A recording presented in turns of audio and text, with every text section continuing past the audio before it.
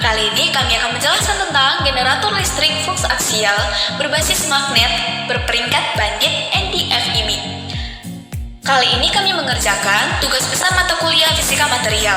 Kami dari Prodi Teknik Fisika, Institut Teknologi Sumatera. Kami dari kelompok 1 terdiri dari Tasya Nevita Widiansyah, Noli Konvensi Agatia Barita, Fadli Hamdi, Francisco Armando Rico Mendoza, dan Lydia Pangaribuan. Baik, bagian pertama saya akan menjelaskan tentang magnet permanen. Magnet permanen adalah salah satu material dengan aplikasi yang luas pada berbagai macam industri di Indonesia dan merupakan material yang sangat strategis. Efisiensi energi seperti pada sistem generator listrik, sistem penggerak listrik atau motor listrik, otomatisasi industri, dan lainnya sangat ditentukan oleh sifat dan kualitas material magnet tersebut. Bahkan, pada aplikasi sistem otomatisasi elektronik, otomatisasi industri, dan sejenisnya memerlukan sejumlah magnet yang tidak sedikit dan spesifikasi sifat magnet yang berbeda untuk setiap komponennya. Dan yang selanjutnya saya akan menjelaskan tentang magnet bandit NdFeB atau dikenal dengan magnet neodymium. Magnet permanen berbasis NdFeB ini menghasilkan energi mencapai 50 MGauss-Ørsted atau setara dengan 400 kJ/m3. Sedangkan NdFeB bandit memiliki nilai produk energi sampai dengan 200 kJ3. Magnet permanen berjenis NdFeB ini terbuat dari bahan paduan logam tanah jarang yang berjenis neodymium logam besi dan boron atau neodymium iron boron. Dengan fasa magnet Nd2Fe13b yang memiliki struktur kristal tetragonal, kelebihan lain dari magnet permanen berbasis ini adalah memiliki induksi magnet saturasi tinggi mencapai 1,6 atau 16 kGauss dengan induksi remanensi mencapai 1,53 T atau 15,33 kGauss. Aplikasi magnet untuk skala rumah tangga atau skala kecil diaplikasikan pada peralatan seperti motor listrik, loudspeaker, CD player, oven gelombang mikro, dan lain-lain. Aplikasi komponen magnet juga dijumpai pada peralatan instrumentasi, produksi, dan laboratorium penelitian. Akan tetapi, kontribusi komponen magnet sering diabaikan karena komponen ini tertanam dalam suatu perangkat. Pada kenyataannya, kebutuhan akan komponen magnet sangat beragam tergantung pada kegunaan dan fungsi suatu perangkat tersebut. Baiklah, saya akan menjelaskan tentang generator flux aksial. Generator flux aksial adalah salah satu jenis mesin listrik yang dapat membangkitkan energi listrik dengan arah aliran flux secara tegak lurus. Generator jenis ini terus dikembangkan dengan variasi desain agar didapat tingkat efisiensi yang tinggi untuk diimplementasikan dengan sumber daya alam yang ada. Generator flux aksial tipe rotor ganda stator tunggal tanpa inti besi adalah salah satu dari pengembangannya. Generator flux aksial biasanya digunakan untuk pembangkitan energi listrik pada putaran rendah. Generator ini menggunakan rotor ganda yang mengapit bagian stator di tengah-tengahnya. Bagian stator merupakan kumparan tanpa inti besi, sedangkan bagian rotor terdiri dari beberapa pasang magnet permanen yang berfungsi sebagai pembangkit medan utama. Semakin besar luas permukaan permanen magnet yang digunakan, semakin banyak pula flux magnetik yang dibangkitkan oleh magnet permanen tersebut dan menembus kumparan pada stator sehingga gaya gerak listrik atau GGL induksi yang dibangkitkan juga semakin tinggi, namun luas maksimum yang dapat diimplementasikan pada masing-masing magnet permanen akan merubah jarak antar permanen magnet.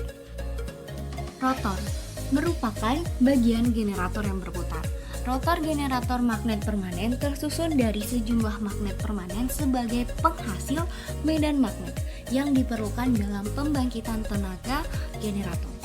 Pada jurnal yang kami kaji, rotor berfungsi sebagai bagian yang berputar terdiri dari yoke atau bagian penyangga dan magnet permanen NdFeB sebanyak 12 buah dengan dimensi 40 x 17 x 5 mm pangkat 3. Dudukan pada rotor juga menggunakan resin epoksi sebagai penyangga atau holder. Rotor pada penelitian tersebut berdiameter 290 mm dengan tebal 5 mm. Stator. Stator generator magnet permanen merupakan kumparan medan tersusun dari beberapa kumparan kawat atau koil email yang dilapisi dengan bahan isolator. Jumlah kumparan mempengaruhi kuantitas tegangan keluaran generator. Pada penelitian di jurnal yang kami kaji, stator ini berfungsi sebagai bagian yang statis, dengan komponen utamanya adalah kumparan. Stator dibuat dengan menyusun 9 buah kumparan, lalu dihubungkan secara seri, dan tiap fasa terpisah 120 derajat. Setiap kumparan pada statornya terdiri dari 70 lilitan kawat tembaga. Diameternya 0,5 mm dan ditanam dalam bahan epoksi resin sehingga rigid dan keras.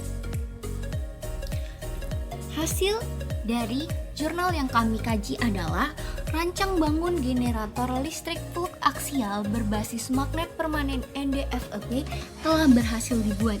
Efek variasi air gap terhadap uji performa pada output tegangan generator flux aksial adalah berbanding terbalik secara linear. Besar remanensi atau BR magnet permanen NdFeB yang digunakan pada rotor generator listrik flux aksial berbanding lurus terhadap output tegangan. Peningkatan air gap berkolerasi secara eksponensial terhadap flux magnetik yang dihasilkan pada kumparan stator generator listrik flux aksial pada air gap 7 mm atau yang terkecil. Kecepatan putar maksimumnya adalah 1500 rpm dan remanensi magnet permanen NdFeB sebesar 0,2 dan 1,3 Tesla berturut-turut dihasilkan output tegangan 10,4 dan 67,7 volt. Dengan begitu, penambahan magnet permanen NdFeB pada generator flux aksial membuat kerja generator semakin optimal dalam menghasilkan tegangan listrik. Tentu saja, penelitian pada jurnal yang kami kaji harus dikembangkan agar kelak dapat menjadi solusi dalam permasalahan pembangkitan tenaga listrik, dan juga dapat mengatasi masalah-masalah di daerah yang terpencil yang masih mengalami kelangkaan listrik. Penelitian ini juga dapat membuat inovasi di mana kita dapat membuat magnet permanen NdFeB dalam negeri, karena magnet jenis ini di Indonesia sendiri masih hasil dari import negara-negara luar. Dengan adanya penelitian sejenis ini, kita dapat membuat inovasi baru dengan membuat magnet permanen NdFeB dalam negeri dan juga membuat solusi yang akan datang tentang permasalahan pembangkitan listrik.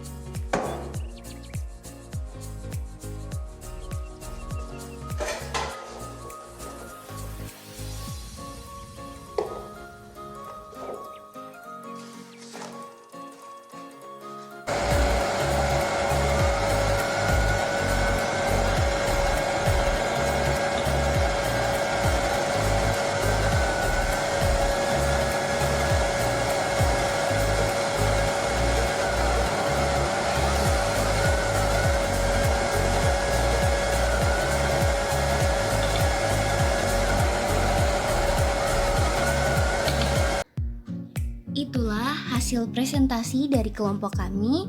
Atas kekurangannya dan salah-salah kata, kami mohon maaf. Terima kasih telah menonton video ini. Semoga dengan menonton video ini, kalian dapat menambah ilmu baru dan juga wawasan yang lebih luas. Terima kasih.